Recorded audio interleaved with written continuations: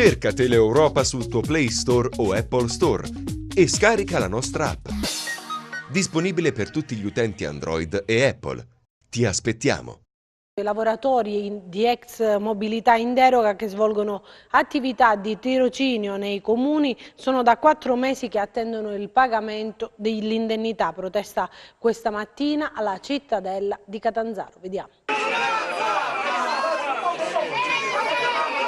Ridateci la nostra dignità, lo hanno scritto a chiare lettere su questo striscione i lavoratori ex mobilità in deroga che questa mattina hanno attuato un sit-in a Catanzaro davanti alla sede della cittadella regionale.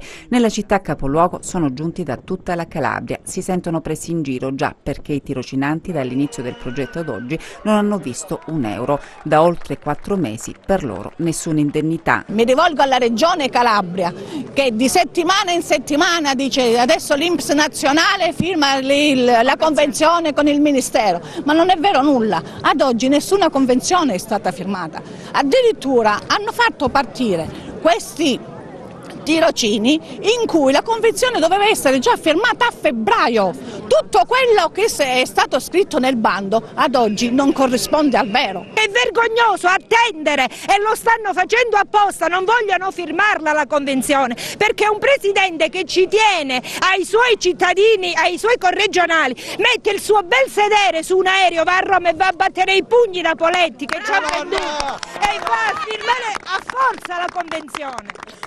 Perché non è giusto che adesso a novembre c'è gente che finisce il tirocinio, decade la mobilità e va nella disoccupazione e perdiamo ogni diritto. Nei comuni calabresi svolgono servizi di pubblica utilità, ma per loro ancora niente soldi, €800 lordi al mese. Noi stiamo facendo un lavoro nero legalizzato perché noi non abbiamo giorni di malattia. A me, se io manco 10 giorni, 15, chi mi paga?